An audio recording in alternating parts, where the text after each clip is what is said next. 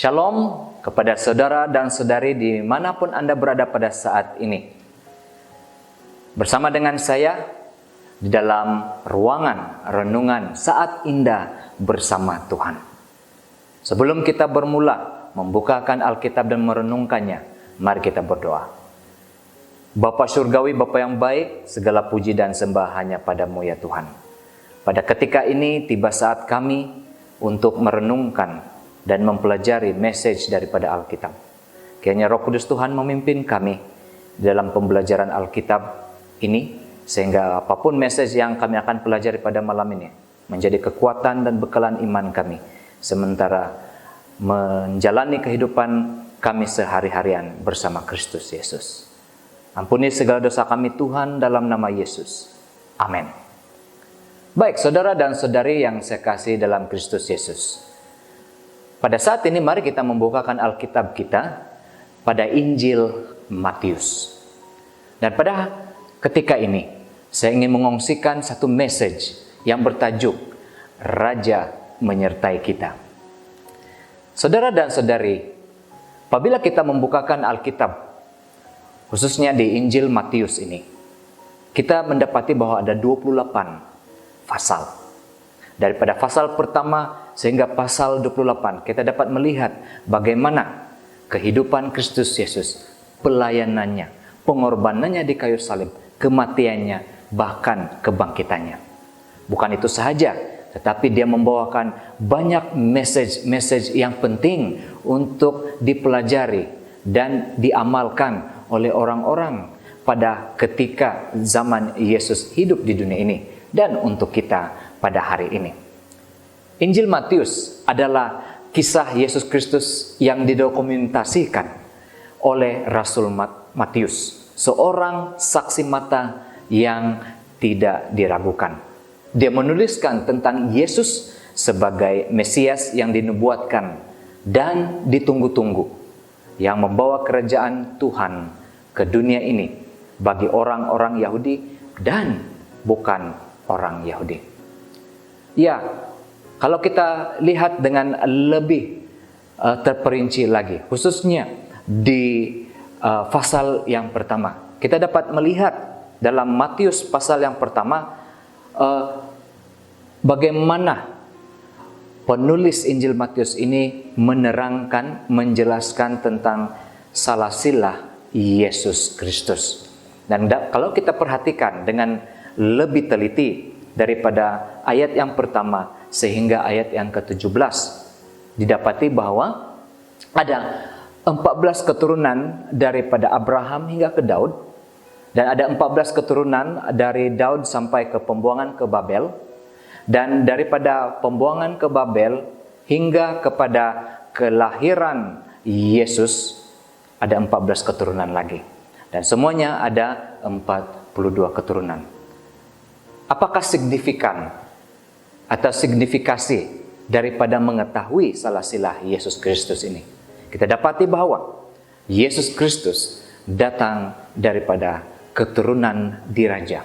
Kita melihat Abraham dan Daud, dua tokoh yang dilihat sebagai tokoh yang besar dalam salasilah ini, dilihat sebagai seorang yang mempunyai gambaran atau perwatakan raja.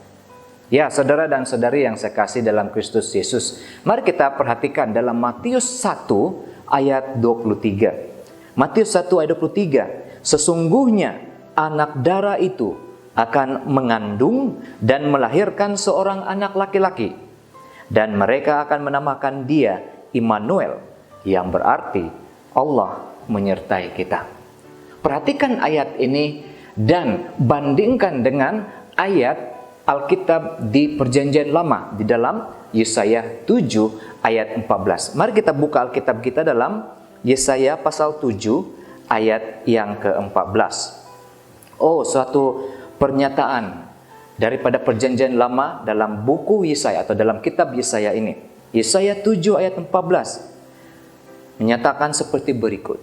Sebab itu Tuhan sendirilah yang akan memberikan kepadamu suatu petanda. Sesungguhnya seorang perempuan muda mengandung dan akan melahirkan seorang anak laki-laki, dan ia akan menamakan dia Immanuel. Jadi saudara dan saudari yang saya kasih dalam Kristus Yesus, daripada dua ayat ini, yang satu daripada perjanjian baru, yang satu daripada perjanjian lama, kedua-duanya merujuk kepada pribadi yang sama, yaitu Immanuel, pemilik kepada nama Yesus Kristus. Ia adalah Mesias, ia adalah Kristus. Perkataan Mesias, perkataan Kristus membawa makna yang sama. Mesias dalam bahasa Ibrani dan Kristus dalam bahasa Greek membawa maksud yang diurapi. Dan apabila kita menyebut Yesus Kristus, kita sebenarnya sedang menyebutkan maksud daripada nama ini, yaitu Tuhan yang telah dipilih dan diurapi untuk menyelamatkan. Saudara dan saudari yang saya kasihi, bila kita melihat pernyataan Immanuel, Allah menyertai kita, ia sebenarnya merujuk kepada Yesus Kristus yang senantiasa beserta dengan kita. Pemilik nama Immanuel, Yesus Kristus, ia telah dinyatakan sebagai seseorang yang senantiasa menyertai manusia, senantiasa beserta dengan manusia. Dan pemilik nama ini pada penghujung Matius pasal 28. Kita perhatikan dalam Matius pasal 28 ayat 20. Dinyatakan di sana. Mari kita lihat Matius pasal 28 ayat yang ke-20. Pada ayat yang terakhir, Matius 28 ayat 20, bahagian yang terakhir. Ini adalah perkataan pemilik nama Immanuel itu. Dan ketahuilah, aku menyertai kamu senantiasa sampai kepada akhir zaman. Kita melihat bahwa Yesus Kristus mempunyai kuasa dan kewibawaan. Kita dapat perhatikan itu dalam Matius 28 ayat 18, di mana kuasa di langit dan di bumi, kuasa daripada surgawi ada pada Yesus Kristus, dikurniakan oleh Bapa surgawi.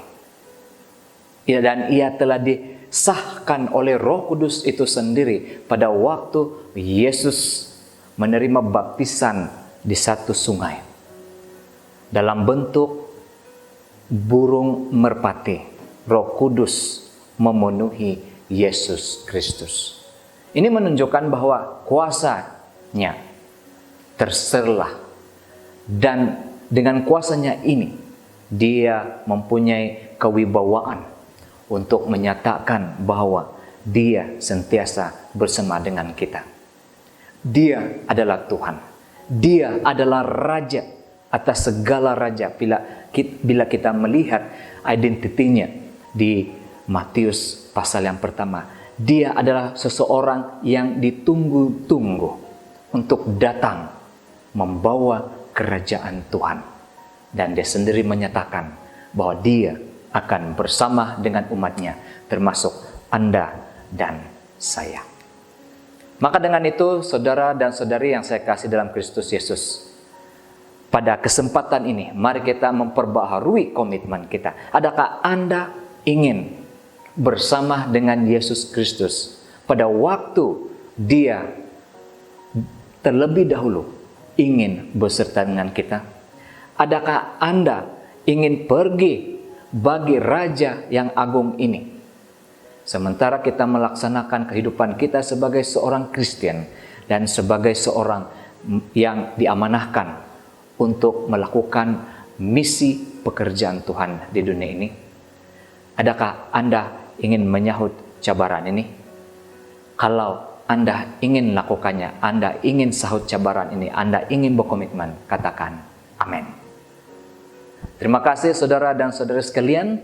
Dengan itu, mari kita akhiri ruangan renungan saat indah bersama Tuhan dengan doa. Bapa surgawi, Bapa yang baik, segala puji dan sembah hanya padamu ya Tuhan. Tidak ada Tuhan lain lagi yang layak disembah selain pada Engkau ya Allah. Dan melalui persekutuan Roh Al-Kudus Tuhan, kami dipersatukan dalam ruangan pada saat ini untuk bersama-sama dengan Tuhan. Inilah saat yang indah untuk berkomunikasi denganmu. Terimalah kami seadanya ya Tuhan, dan bantu kami untuk tetap setia kepada Raja Agung Yesus Kristus, di mana Dia terlebih dahulu berkeinginan untuk menyertai kami dimanapun kami berada dalam apapun keadaan. Terima kasih ya Tuhan karena Engkau mendengarkan kami, sebab kami persembahkannya semua dalam nama Yesus. Amin.